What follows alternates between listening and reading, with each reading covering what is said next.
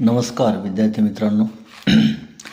आपण मागच्या व्हिडिओमध्ये खालील वर्ग समीकरणे अवयव पद्धतीने सोडवा म्हणजे solve the quadratic equation by factorisation method सराव संच 2.2 आपण सुरू केला होता.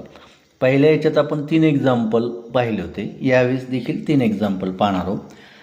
त्या पुढचा एक्झाम्पल आहे 5m वर्ग वजा 5m वर्ग बरोबर 22m अधिक 15. आता आपल्याला माहीत आहे की बरोबरच्या चिन्हाच्या पलीकडचे पद अलीकडे आणताना किंवा अलीकडचे पद बरोबरच्या चिन्हाच्या पलीकडे नेताना चिन्ह बदलतात. उणे असेल तर अधिक होईल, अधिक असेल तर उणे होईल, गुणिले असेल तर भागिले होईल, भागिले असेल तर गुणिले होईल. मग आता या ठिकाणी पाहू आपण 5m वर्ग बरोबर 22m अधिक 15. पुढच्या स्टेपमध्ये 5m वर्ग अधिकचे 22m इकडे येताना उणेचे 22m अधिकचे 15 इकडे येताना उणेचे 15 बरोबर 0. मग परत ती स्टेप m वर्गाच्या सहगुणकानं शेवटच्या संख्येला गुणा 15×5 = 75. मग आपल्याच मनाला प्रश्न करा की अशा कोणत्या दोन संख्या की ज्यांचा गुणाकार 75 व बेरीज उणेचे 22 येईल. यासाठी पाडेपाठ असणं आवश्यक आहे आणि चिन्हांचे नियम माहीत असणं अत्यंत आवश्यक आहे.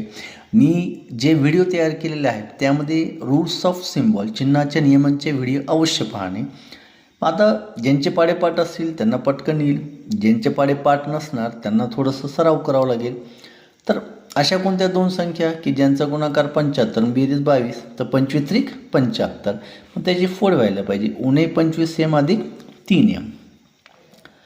5m वर्ग उणे 25m अधिक 3m उणे 15 बरोबर 0. इथे तुम्हाला क्लिअर कळेल उणे 25 अधिक 3 बरोबर उणेचे 22. म्हणजे संख्येची फोड आणि चिन्ह याबाबत माहिती असणं अत्यंत आवश्यक आहे, तर तुम्हाला ते परफेक्ट येईल. मग पुढच्या स्टेपमध्ये याच्यातून 5m कॉमन काढायचे आपल्याला. 5m कॉमन काढले याचा अर्थ या प्रत्येक पदाला 5mनं सेपरेट भाग देतोय. लक्षात घ्यायचे 5 कटले, m कटला, याच्यातला 1m उरला, mm कटलं, 5 25 म्हणजे m उणे 5. मग हाच कंस इकडं समान यायला पाहिजे. मग त्यासाठी याच्यातून काय कॉमन काढावं लागेल